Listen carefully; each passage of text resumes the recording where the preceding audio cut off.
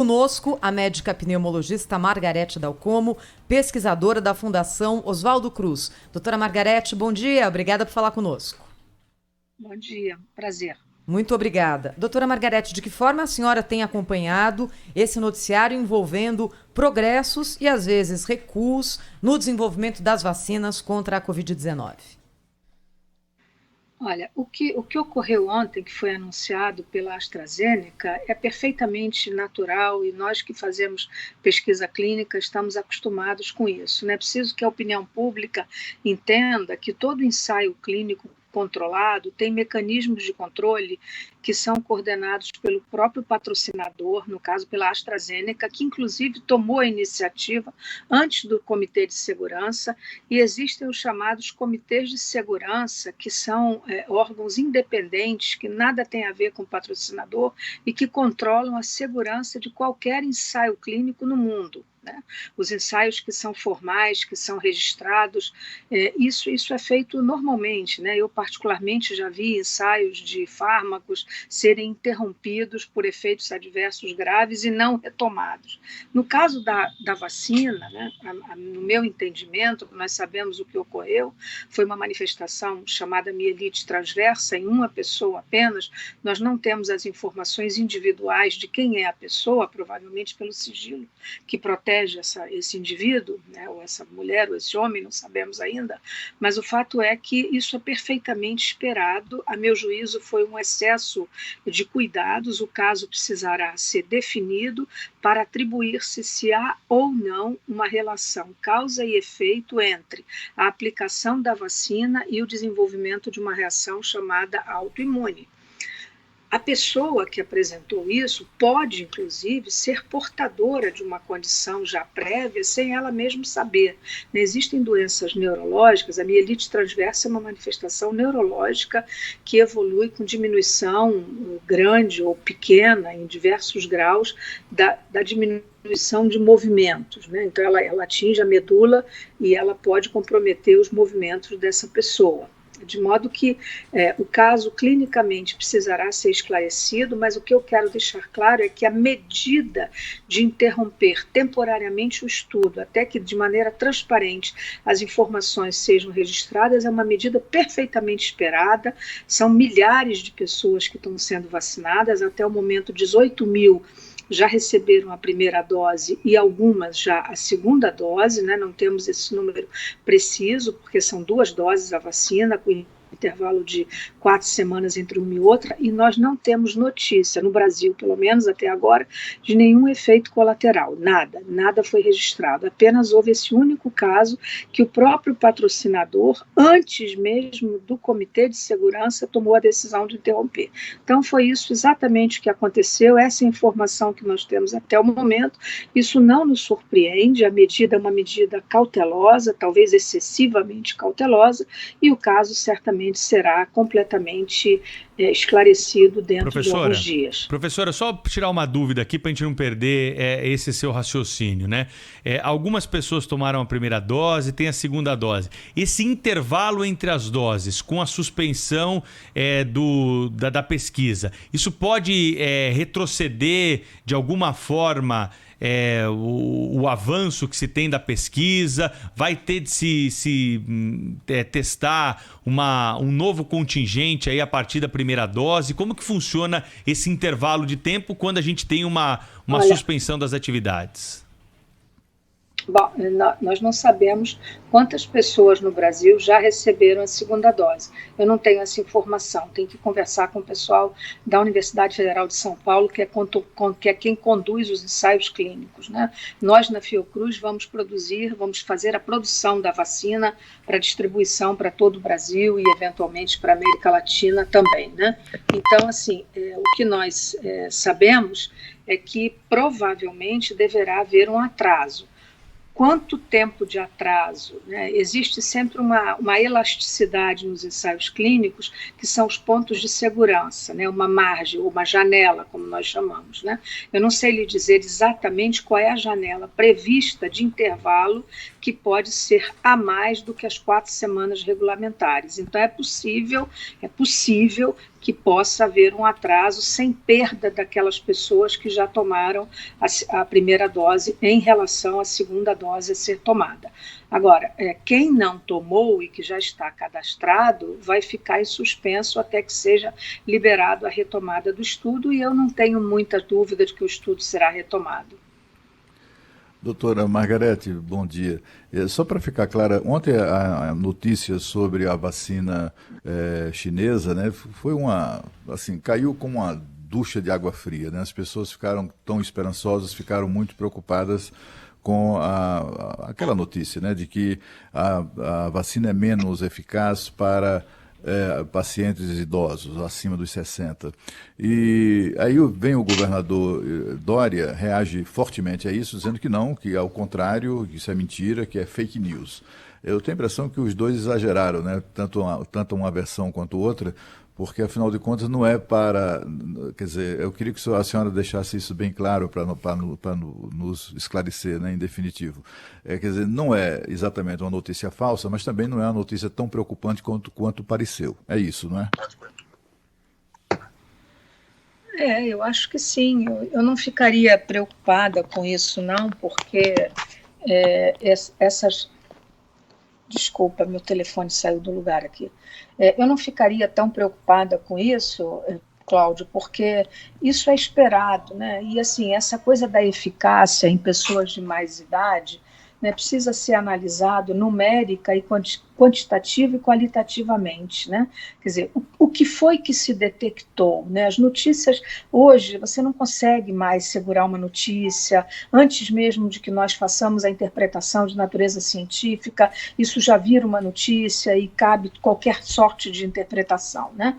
O que houve exatamente? No grupo de maior idade testado, a quantidade de anticorpos até o momento detectada parece ser menor do que nas pessoas mais jovens.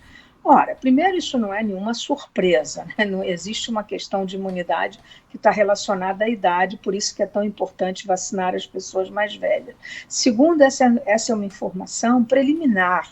Então, eu diria uma coisa, traria à opinião pública e a vocês, jornalistas, uma notícia otimista, né, esperançosa. Essa notícia não deve ser um balde de água fria, absolutamente. São observações de natureza científica que são interinas, como nós chamamos, né? São análises interinas que vão se fazendo e a cada mês podem gerar uma nova informação. Então, não se preocupem com isso. As vacinas são, sem dúvida nenhuma, a melhor solução para todas as viroses de natureza respiratória. É assim, é tudo que nós esperamos. O melhor tratamento é preveni-las com vacina, não há dúvida nisso. Então, o que nós temos que encontrar são não uma, mas várias vacinas que sejam eficazes e que confiram segurança, isto é, não dá efeito colateral, e que confiram igualmente proteção. Então, essa proteção, Cláudio, eu não valorizaria tanto nesse momento, não, essa informação. Os estudos têm que continuar e gerar uma informação mais definitiva. A pneumologista Margarete Dalcomo, pesquisadora da Fiocruz, ao vivo com a gente aqui na Rádio Bandeirantes, em áudio e vídeo também nas nossas redes sociais, entrevista também transmitida agora na capa do portal UOL. Doutora Margarete, queria fazer uma pergunta bem de leiga para a senhora, que é a seguinte: quando ocorre ali algum problema nos testes de uma vacina, como aconteceu agora com a vacina de Oxford, isso pode ser corrigido ou, se confirmado essa contraindicação, todo o trabalho anterior tem que ser dispensado? Não, isso não é nem uma coisa nem outra, né? Enfim, tem que se esclarecer se a pessoa que apresentou, né? Existem, assim, quando nós trabalhamos com pesquisa clínica, nós trabalhamos com uma tabela, digamos assim, de efeitos adversos. Então, existem efeitos adversos, grau 1, grau 2, grau 3, grau 4, né? Grau 4 é aquele que leva à morte, eventualmente. Grau 3 é aquele que leva à descontinuação ou medidas de segurança temporárias ou definitivas, que é exatamente a medida que foi tomada nesse momento e que, volto a dizer, não foi pelos comitês de segurança e sim pelo próprio patrocinador, foi a AstraZeneca que tomou essa decisão de interromper temporariamente o estudo. Agora, muito provavelmente, o comitê de segurança deverá se manifestar. Então, quando isso ocorre, o que se faz? O que se faz é esclarecer o caso completamente. Quem é esta pessoa? Ela era ou não portadora de uma condição na qual a vacina pode eventualmente ter funcionado como um gatilho para desenvolver uma reação neurológica que ela ou ele possivelmente poderiam ter. Então, você entendeu? São muitas possibilidades.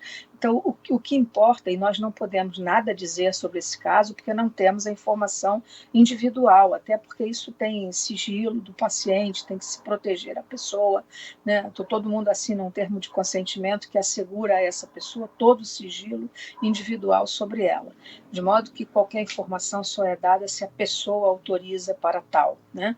Então, em resumo, respondendo a sua pergunta, né, o que importará agora é esclarecer o que aconteceu com este caso. Né? O que houve realmente? Há uma relação causa e efeito entre a vacina e o desenvolvimento dessa reação autoimune chamada mielite transversa? É possível que sim, né? Não estou dizendo que não possa haver, pode sim. Né? Vacinas podem causar, é raro, mas ocorre, não é zero. Então, é preciso se esclarecer. E se isso ocorreu, em quantos milhões ou milhares de pessoas vacinadas? E aí se estabelece um padrão de risco. Né? É isso. Agora, eu volto a dizer mais uma vez, se me permitem, né? O que ocorreu não pode dar margem, né, a essa quantidade de tolices que nós vimos ouvindo de grupos chamados anti-vacina, que eu considero quase beira a criminalidade. Né? Ter uma posição anti-vacina, depois dos últimos 100 anos, em que as vacinas interromperam a mortalidade de crianças que morriam de doenças bobas da infância, que são todas hoje preveníveis por vacina, então fazer parte ou defender qualquer posição anti-vacina, eu consideraria uma posição realmente delinquente no mundo de hoje, no mundo moderno, quando nós sabemos os milhares, os milhões de vidas salvas pelo uso de vacinas. Eu quero Doutora, agradecer. Pois não, Cláudio. Só uma pergunta final, assim, que há muita especulação, anúncio, né, recuos e avanços e tal. Eu gostaria de saber, na avaliação da senhora e com a sua experiência, quando acha que poderemos contar com a vacina para aplicação em massa no Brasil?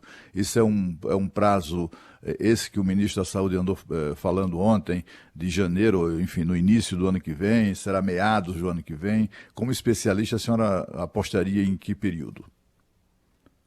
Olha, eu trabalho na Fiocruz, Cláudio, como você sabe, e o processo de transferência de tecnologia, ele já começou, nós já começamos, nosso compromisso é entregar para incorporação ao SUS, ao governo brasileiro, até janeiro, os lotes que estão sendo produzidos numa situação que é sob risco, né? Sob risco quer dizer dependendo dos resultados da fase 3 de vacina. A vacina chinesa em São Paulo é a mesma coisa. Então, realistamente, considerando que essa produção possa eventualmente, os primeiros lotes, estar prontos até janeiro de 2021, a segunda etapa é passar pelo registro no nosso órgão regulatório, que é a Anvisa, e depois, paralelamente, ter estabelecido a logística de vacinação, estabelecimento das dos chamados grupos vulneráveis, né, que receberão a vacina primeiro, que são mais ou menos os óbvios que nós sabemos, idosos, gestantes, que concorreram com grande mortalidade na Covid-19, militares em posições estratégicas, pilotos, todos os profissionais de saúde, naturalmente, enfim, comandantes, enfim, são grupos que nós sabemos que provavelmente deverão ter uma sequência. A população brasileira é grande, né, e a logística de um país continental como o Brasil para uma vacina que terá que ser aplicada necessariamente em 2 doses, não é dose única, né? Todo mundo tem que voltar para tomar a segunda dose um mês depois. Então, essa é uma logística bastante complexa para ser organizada. Então, isso tudo já está sendo pensado desde agora. Então, realistamente, a vacina é provavelmente para o primeiro semestre de 2021. Doutora Margarete Dálcomo, muito obrigado pela entrevista ao vivo aqui à Rádio Bandeirantes nessa manhã. Foi importante seus esclarecimentos aí, certamente, para os nossos ouvintes que queriam conhecer um pouco mais e entender o momento por que passam esses testes da vacina para o coronavírus. Obrigado pela entrevista, até uma próxima oportunidade. Obrigada, bom dia. Bom dia.